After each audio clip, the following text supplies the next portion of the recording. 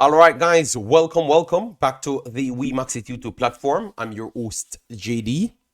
If you're new, please do smash that like button, share, and definitely subscribe. If you're a member of the channel, bless up to you a lot. And how to become a member, please do click the join button if it's available to you, and YouTube will help you along the lines. So as you saw by the title, post starts on the Suriname versus Canada game. All right, we're going to look on the second leg and look at the chances for Suriname and also Canada. What changes needs to be made from Suriname, or if you want to look from a Canadian perspective. All right, so the game finished 1-0. Oh boy, Junior Eyelet, some would say the Jamaican Canadian, Junior Eyelet came on to salvage the win on the day. My first look at it, first off, I thought that Canada was definitely the far superior team. And because they are, all right, so let me put that right there.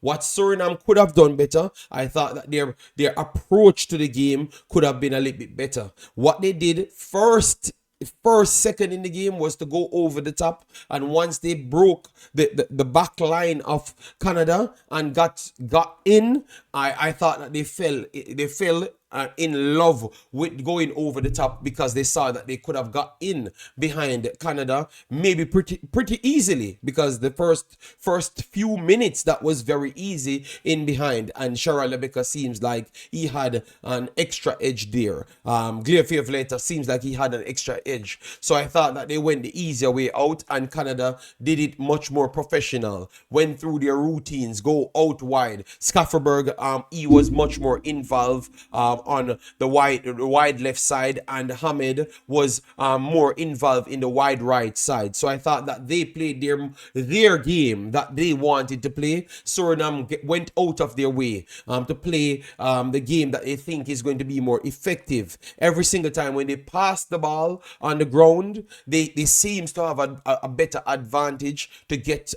in control in the final third. So that's what I saw from the first half. Canada was the better team because their style worked well.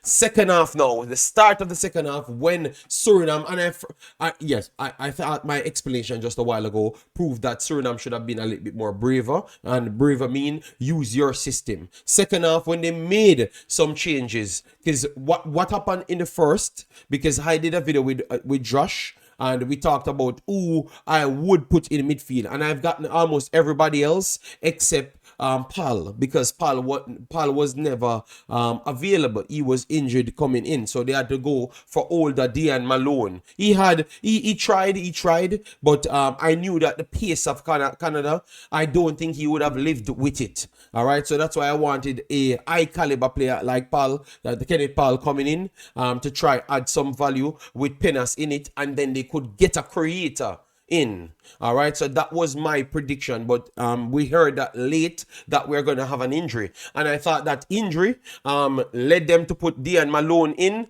and use Van der Kos on the left hand side as a security.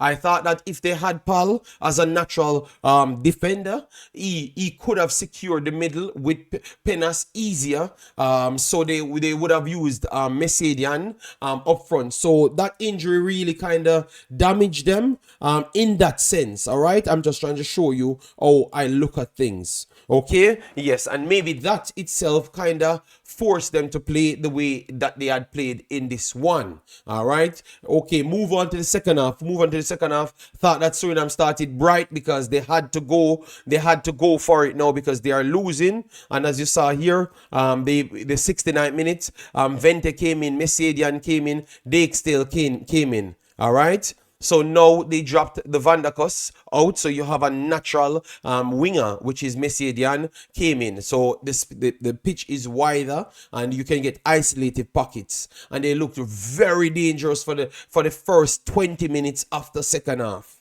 All right, I had a conversation to say it could be a red card. The incident wherein which Charlie Becker spun.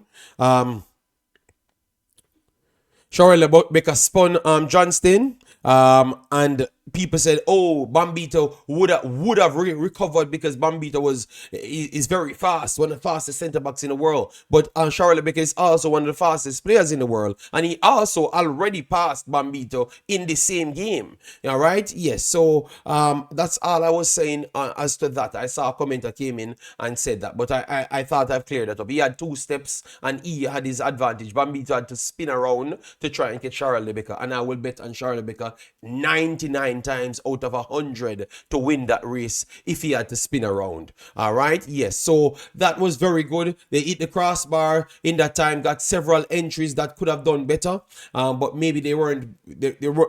They were just either out of sorts and stuff. But I saw some things from them. Would that be enough to get the job done in Canada? I think it's going to take a mountain to get the job in Canada. First, they have to get Paul in a good condition. So my formation would go everyone back. Oh, Penas is okay. Stop Penas in. Back with Paul deeper, and then use Farai as the creator right there, and go for Messedian with Charlie Baker and Vente to start, and Giglio later to finish it off.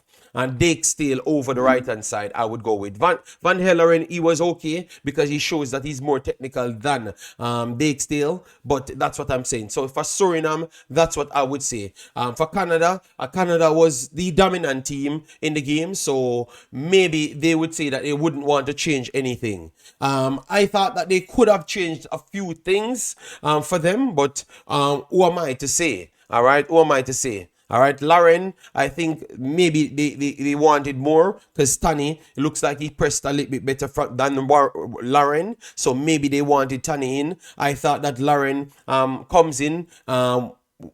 His runs because he's a more prolific striker, a striker for the longest time. He knows to put himself in better position than Tani. For me, that's for me. All right, so maybe some of those entries could have turned into something better for Canada. All right, so I could see that change make in the next leg. All right, yes, that's for me. Eyelet came in.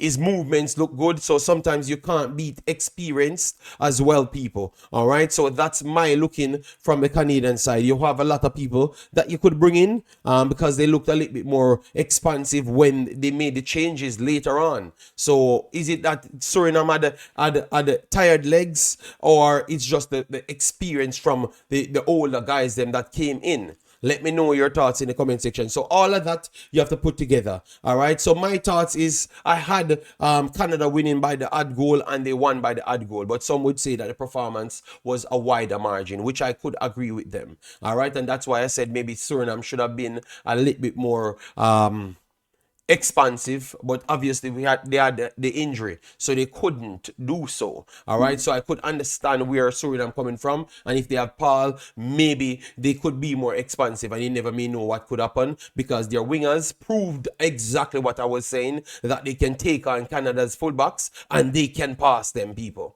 And they did just that. Laurier, I like his fight. He's stuck in early on with Charles Lebecker to prove that, yes, he's not going to let him have his day. He's going to fight the entire day. So I like that from him. Try to get him off his game. But as you saw, Charles Lebecker was still solid in the game. His spinning runs were very elite. His pacing behind was very elite, just the same. And with more wit and with a natural winger, other than Van der Kos, it could be more of a better opportunities for him. So who knows? I think Suriname, they have a slim chance to none, all right? But they have capable players, and that's all I was trying to say from day one, all right? I would put it down to Canada has a 85% chance of winning the game, which is a 85% chance. That's a lot. All right, and because Suriname has quality players, that I've tried to say to the Canadians, respect the players. Them, that's all I wanted, and they have proven that they belong here.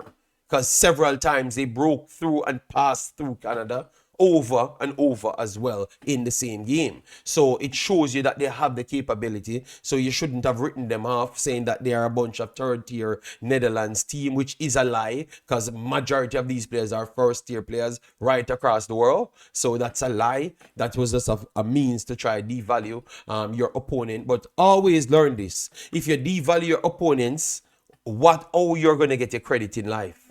Because you have to devalue your team as well.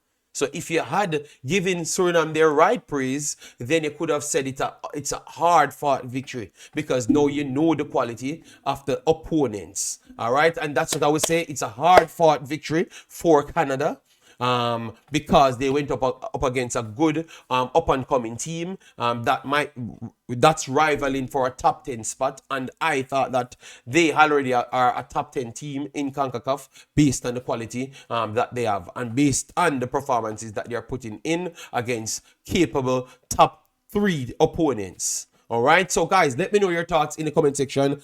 Predictions for the next leg. How much percentage of a chance Suriname has? All right, because I gave it 15 to 85, 85 for Canada to win the next one. Because I always had said that it's in Suriname alone. Suriname have the biggest chance to win a game. All right, so let me know if you're giving up and it's 85, 75, 35, whatever it is. And we are 19 away from 20,000. Let me get back to our 20,100 that our old channel had 1.5 years ago. So peace out, people. Love and respect.